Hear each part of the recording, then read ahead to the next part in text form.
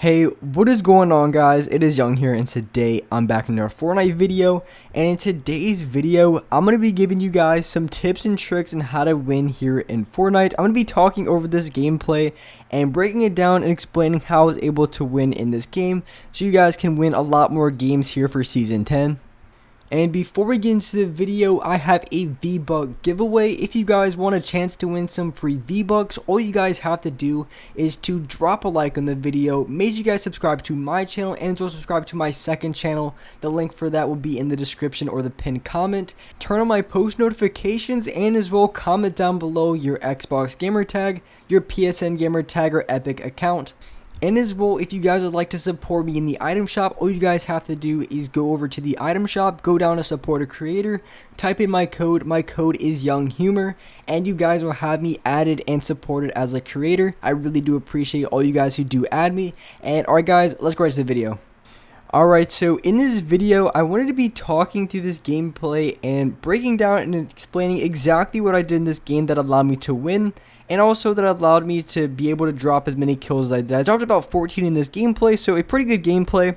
So I wanted to be breaking down in this game exactly how I was able to do that, because I really haven't done one of these videos in a while where I fully explain exactly what I'm doing through each and every fight. So starting out, I landed in Paradise Palms. So those guys who watch my videos, I land Paradise and Pleasant pretty much every single game. Those are just my two spots that I like to land. Not really for any particular reason. And for those guys who watched my last video, I really do recommend landing on the mech the majority of your games, just because it's super overpowered for the beginning of the game and it really can give you such an advantage. And I've gone on crazy win streaks just by landing on the mech at the very beginning of the game. Because if you get that in the beginning of the game and you run into like Paradise or Pleasant right at the start of the game, I mean, you just can absolutely destroy every team you go against. And for this instance, for the beginning of this gameplay, really the best way to take out the mech, I mean, you have pretty much limited options. Maybe if you get lucky enough to find a boogie bomb, which almost never happens. But for in this one, basically the best way to go about it at the beginning, if you do happen to get stuck in a situation like that, is the mech is going to focus on you or your teammates. So you want to split, so maybe your teammate goes to the left, maybe your teammate goes to the right or on top of a building, something like that. And the mech was focused on my teammate, and I took that time and I just lit up the mech as many times as possible with as many bolts as possible. And luckily I was able to destroy the mech before it completely destroyed me. So I got lucky in that instance, but most of the time it's going to be very hard to do anything about it. So here in this game, I'm in the middle of the map close to Dusty Divot. And we're pretty much in between Dusty Divot and Loot Lake. So I went inside the mech, and the reason, because it's very rare that you ever find a mech just laying in the middle of the open right there. But it was in the middle of the open, there was a ton of people nearby, so I decided to just destroy it. Which I could have easily hopped in and used a few of the rockets, but it would have got destroyed anyway, because like I said, when it's pretty easy to destroy in Souls, because you just have to go inside of it and you can self-destruct it, and that's pretty much what the other guy did the second I was able to get into it. But here I saw my teammate get knocked, and the thing about the SMG, it's super good for catching people off guard, because if they're behind a wall, and say if you use a gun like the infantry rifle, I mean, you're going to hit the wall at least 3 times the other player, unless they're completely clueless and just have no idea about direction or sound. You know, they're going to turn around before you can even get through the wall. But the thing with the SMG, the SMG absolutely lasers walls.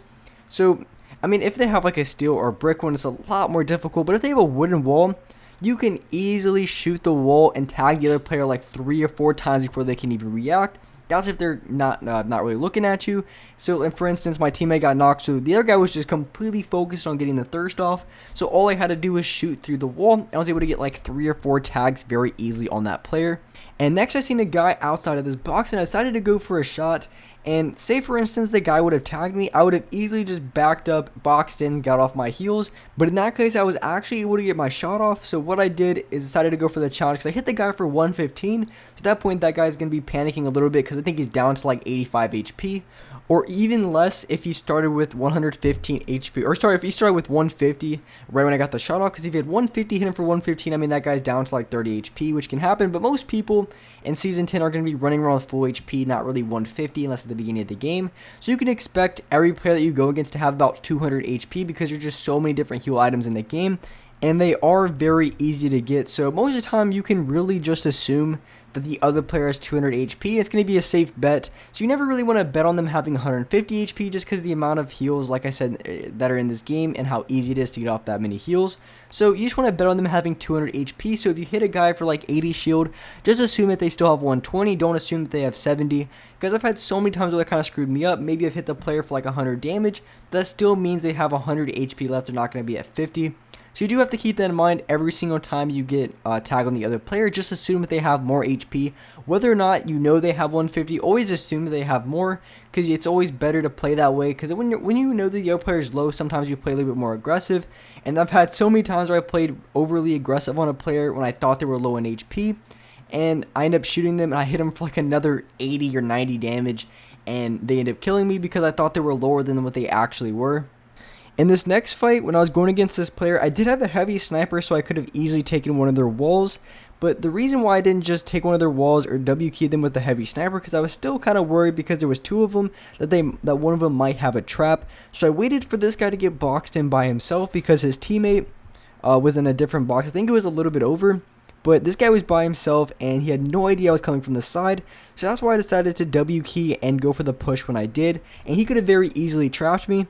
But the reason why he couldn't is because he had the cone in there. It would have been a lot more difficult, especially because he had no idea I was coming. If he had an idea, then he probably could have edited the cone and placed some traps. But I made a really good play. I made a very fast play. And sometimes you have to do that because you do risk, when you do push someone like that, you do risk getting trapped. But also at the same time, you do have the element of surprise because a lot of times they're not even going to expect it. And this works especially well if you haven't even shot your heavy sniper, so they don't even have any idea that you have it.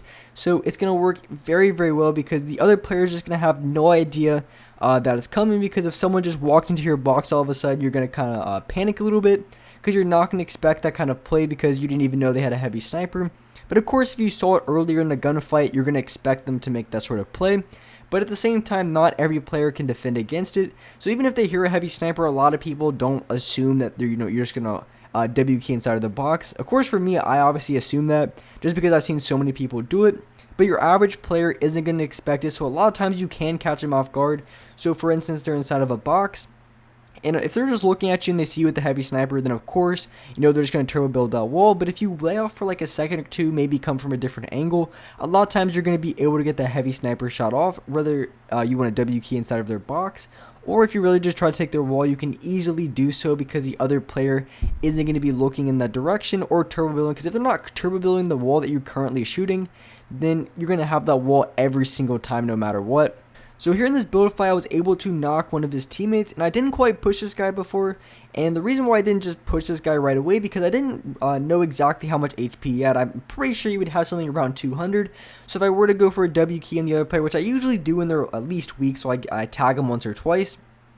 Otherwise, it's going to be pretty difficult, just for the reason being, if they have 200 HP, getting off, I would pretty much have to get 3 shots off of the combat in order to kill him unless I hit a headshot. So I just rely on hitting him 3 times, because me hitting a headshot is just going to be kind of, a lucky kind of shot. I'm not going to expect it to hit it every single time. So for me getting 3 shots off before this guy places a trap, I probably wasn't going to bet on that. So I really wasn't trying to push this player. And the reason why I stayed up so high, and normally I would drop down, but the reason why I didn't is because these builds were connected by so much, so it would be extremely, extremely difficult for this player to break it down, unless they had like an RPG. And in that case, if I heard an RPG go off, I would have immediately dropped down. So that's why I decided to keep this high ground and not really drop down, because I didn't really have any reason to, because like I said, it was connected by so much, so I didn't have any reason to drop down or anything like that. So staying up here, I was able to knock the player, and I specifically focused the player I hit with the heavy sniper, because even if they did get off their minis, just based on the way the storm was, they definitely weren't able to get off a med kit or anything like that. So even though the other guy had shield, I knew he was down to like 30 or 40 HP. So the second I ripped off the shield, I hit the guy for like 1 time in the head and I was able to knock him. And that's one thing you guys have to do a lot more, is if you know a player has low on HP, so maybe you hit him for like 120, 130 damage, what you have to do next is just focus on that player, because even if they get off their shield, they still are low on HP. So if you have like smoke grenades or pretty much anything, the second you knock off their shield, you know immediately how much HP they have. And that's the player that you just want to be focusing on, because that's going to be the easiest kill possible. And for the last guy I was facing, one thing that you never want to do when you're inside of the middle zone is jump, because the second you jump, it's an easy kill, and that's exactly what this guy did. Because if you're ever fighting someone in here, the last thing you want to do is jump, because say your builds don't connect, you're just going to get lasered for all of your HP right away. There's no way you can defend yourself, and you're going to die every single time. And with that being said, that's our wrap for this video. If you guys enjoyed this video, if you guys liked it, make sure you guys do drop a like, subscribe to the channel if you haven't already, turn on my post notifications so you guys are notified for every single new video. And alright guys, I'll see you next video.